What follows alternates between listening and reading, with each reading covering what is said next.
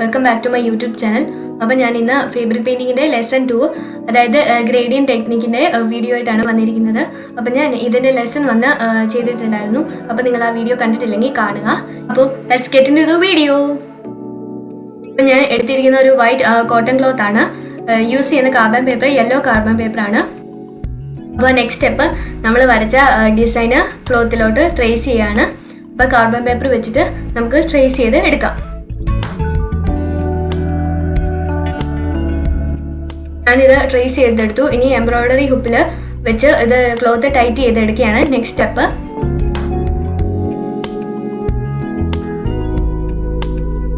എന്നിട്ട് സ്ക്രൂ നന്നായിട്ട് ടൈറ്റ് ചെയ്ത് കൊടുക്കുക. അപ്പം ഞാൻ ഈ ക്ലോത്തിൻ്റെ ഇടയിലൊരു കാർഡ്ബോർഡ് വെച്ചിട്ടുണ്ട്, പെയിൻറ്റ് പറ്റി പിടിക്കാതിരിക്കാൻ വേണ്ടിയിട്ട്. അപ്പോൾ നമുക്ക് പെയിൻറ്റിങ്ങിലോട്ട് കിടക്കാം. ഫാബ്രിക് പെയിൻറ്റിങ്ങിന് പറ്റിയ ബ്രഷസിൻ്റെയും പെയിൻറ്റിൻ്റെയും ഹുപ്പിൻ്റെയും കാർബൺ പേപ്പറിൻ്റെയും ഒക്കെ ഒരു ഡീറ്റെയിൽ ആയിട്ടുള്ള ഒരു വീഡിയോ ഞാൻ ചെയ്തിട്ടുണ്ടായിരുന്നു. അപ്പോൾ നിങ്ങളത് കണ്ടിട്ടില്ലെങ്കിൽ കാണുക. ഇനി അത് ഞാൻ റിപ്പീറ്റ് ചെയ്യുന്നില്ല. വീഡിയോയിൽ ഞാൻ യൂസ് ചെയ്യുന്നത് 8 സൈസിൻ്റെ റൗണ്ട് ബ്രഷാണ്. ഈ ഫസ്റ്റ് ഫ്ലവർ ചെയ്യാൻ ഈ ഒരു ഗ്രേഡിയൻ്റ് കൊടുക്കാനാണ് ഉദ്ദേശിക്കുന്നത്.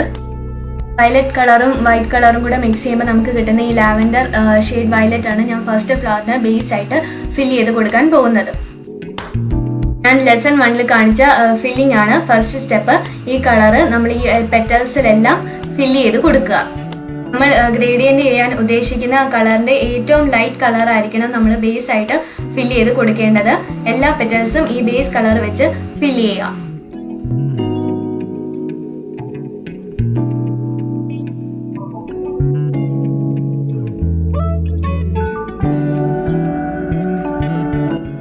പെറ്റൽസ് എല്ലാം ഞാൻ ഫില്ല് ചെയ്തു. പിന്നെ പെറ്റൽസിനെ ഒന്ന് ഡിഫറൻഷിയേറ്റ് ചെയ്യാൻ വേണ്ടിയിട്ട് ഒരു ഔട്ട്ലൈൻ കൊടുത്തിട്ടുണ്ട്. അത് ഞാൻ യെല്ലോ കാർബൺ ആണല്ലോ യൂസ് ചെയ്തത്. അപ്പം അത് ഒന്ന് ഡിഫറൻഷിയേറ്റ് ചെയ്യാൻ വേണ്ടിയിട്ട് ആ സെയിം കളറിൻ്റെ ഒരു ഡാർക്ക് കളർ എടുത്തിട്ട് ഒന്ന് ജസ്റ്റ് ഒന്ന് ഔട്ട്ലൈൻ ചെയ്ത് കൊടുത്തിട്ടുണ്ട്. പിന്നെ ആ സ്റ്റിഗ്മയ്ക്ക് യെല്ലോ കളറും ഞാൻ കൊടുത്തിട്ടുണ്ട്. അപ്പോൾ ഇനി നമുക്ക് ഗ്രേഡിയൻ്റ് എങ്ങനെയാണ് ചെയ്യേണ്ടതെന്ന് നോക്കാം. അതിന് വേണ്ടിയിട്ട് ഞാൻ ബേസിലെടുത്ത കളറിൻ്റെ ഒരു നെക്സ്റ്റ് ഡാർക്ക് കുറച്ചുകൂടി പർപ്പിൾ ആഡ് ചെയ്തിട്ടാണ് അതാണ് ഞാൻ ഗ്രേഡിയൻ്റ് ചെയ്യാൻ കൊടുക്കുന്നത്. അപ്പോൾ നമുക്ക് എവിടെ നിന്നാണ് ഷെയ്ഡ് സ്റ്റാർട്ട് ചെയ്യേണ്ടതെന്ന് വെച്ചാൽ അവിടെ നിന്ന് നമുക്ക് ആ പെയിൻറ് അടിച്ചു കൊടുക്കാം.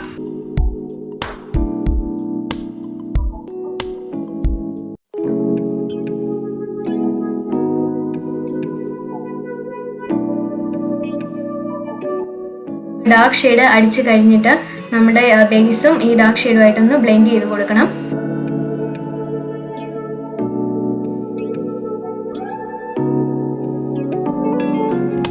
കുറച്ചുകൂടി ഈസി ആയിട്ട് ബ്ലെൻഡ് ചെയ്യാൻ വേണ്ടിയിട്ട് നമ്മുടെ ബ്രഷ് ഒന്ന് വെള്ളത്തിൽ ഡിപ്പ് ചെയ്തിട്ട് അതിലെ എക്സസ് പെയിൻ്റ് ഒന്ന് റിമൂവ് ചെയ്തിട്ട് ഒന്നുകൂടെ ഒന്ന് ബ്ലെൻഡ് ചെയ്യുക. ഫസ്റ്റ് പെറ്റലിന് ഞാനൊരു ബേസ് ഷെയ്ഡ് കൊടുത്തിട്ടുണ്ട്. ഇനി നമുക്ക് അടുത്ത പെറ്റൽസും ചെയ്തെടുക്കാം.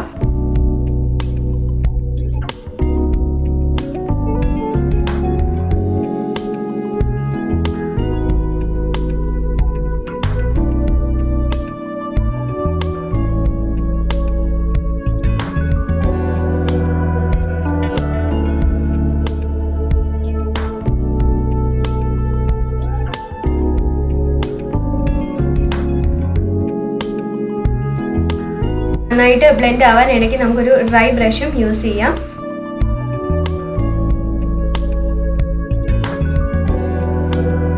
ഇപ്പോൾ വയലറ്റ് കളർ വെച്ചിട്ട് ഞാൻ നെക്സ്റ്റ് ഡാർക്ക് ഷെയ്ഡ് കൊടുക്കുകയാണ്.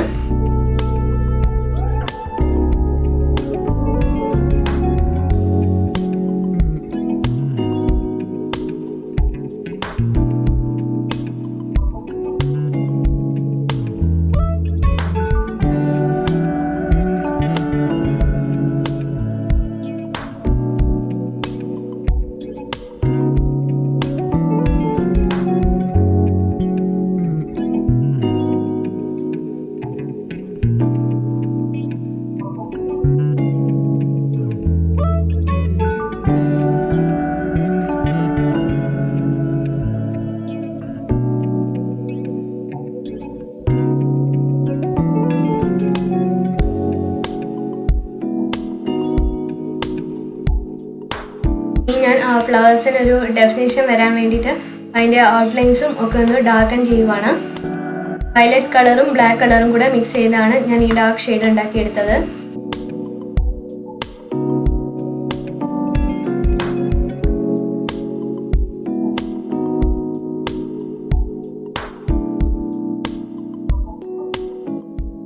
നെക്സ്റ്റ് ഇനി ഞാൻ പെറ്റൽസിൻ്റെ എൻഡിലായിട്ട് നമ്മൾ ബേസ് കൊടുത്ത ആ കളറിൻ്റെ നെക്സ്റ്റ് ഒരു ലൈറ്റ് ഷെയ്ഡായിട്ട് കുറച്ചുകൂടെ വൈറ്റ് മിക്സ് ചെയ്തിട്ടുള്ള ഒരു ഷെയ്ഡ് ഞാൻ എൻ്റെ പെറ്റൽസിൻ്റെ തുമ്പിലായിട്ട് കൊടുക്കുന്നുണ്ട്.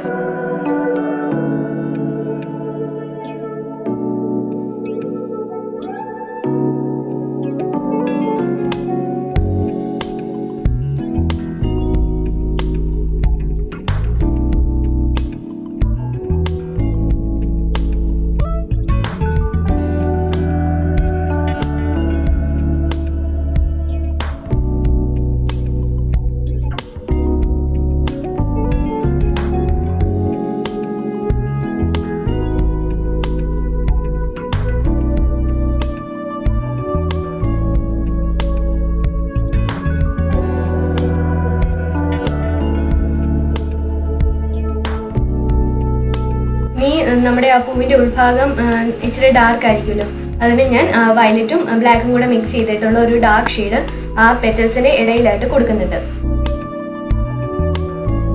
ഇനി നെക്സ്റ്റ് ഫ്ലവറും ബാക്കി ലീവ്സ് ഞാൻ നെക്സ്റ്റ് പാർട്ടിൽ ഇടുന്നുണ്ട്, അല്ലെങ്കിൽ വീഡിയോ ഭയങ്കര ലോങ് ആയിപ്പോവും.